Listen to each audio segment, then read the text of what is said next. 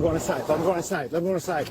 Go with me. Don't have us pull! Come here. Just run across the ice. Wow, just incredible video here coming out of Saratoga Springs, New York. It was an extremely challenging rescue for the police department there in upstate New York. That on Monday. It was literally a 1,300-pound horse was trapped, and this is the thing, it was a horse that was minutes away from death before being pulled from an icy pond. It took the strength of 9 people to pull that 22-year-old horse out of the freezing water. And joining me now is Kyle Clinton. He's one of the officers with the Saratoga Springs Police Department involved in this rescue. Kyle, you were the first one to arrive on the scene. I can only imagine. What were your thoughts when you saw that horse struggling in the water? They weren't good immediately. My mind kind of went to, we're not going to be able to get this animal out. Horses have a tendency to react very poorly when they get in situations like that. They have a tendency to freak out. As one of my partners pointed out, they're a prey animal. And when they go into defensive mode, like you can see him doing in the video, he just kind of starts flailing around. So our immediate worry is that he's either going to pull us in the ice or he's going to break the ice even more and go underneath. Yeah, I mean, you're talking 1,300 pounds of basically muscle when you're talking about a big horse like that. So what was the strategy to actually getting this horse out of the water? And how long was that horse in the water for, would you estimate? So I was told that he was in the water for approximately 5 minutes before I arrived. By the time I was able to get to the barn and get a lead rope for Allie, get it on him, he was probably in the water for about 10 minutes. And at that point, we knew that it was kind of detrimental that we get him out of the water. And she had stated that the vet was coming and there was some heavy equipment coming, but she didn't know when it was going to get there. And really, there was no plan. It was kind of keep his head above water because the pond was so deep.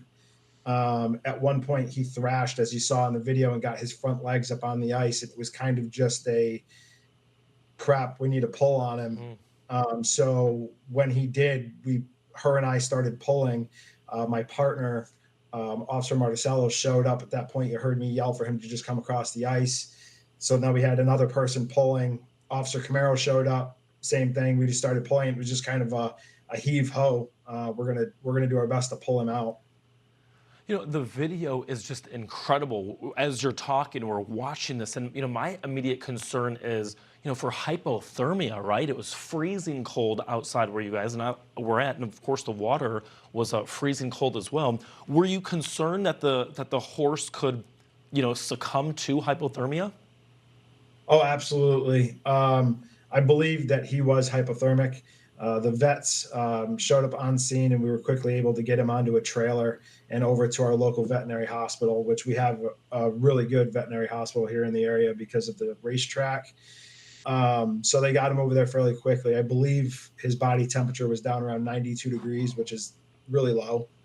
And they were quickly able to raise his body temperature up to where it needed to be. Yeah, I mean, I can only imagine what that horse was going through. I mean, thank goodness. It seems like the horse is doing better. Have you heard any updates? As far as I know, the horse is doing well. He may still be at the hospital. I'm not quite sure. I know that they were going to keep him for a few days for observation. But his owner, I believe, works at the hospital. So she knows what she's doing. She's had horses her whole life. So I know he's in good hands. Yeah, and, you know, from what I understand, you, Kyle, perhaps also have horses yourself, right? I do. Have you ever seen or encountered anything quite like this before?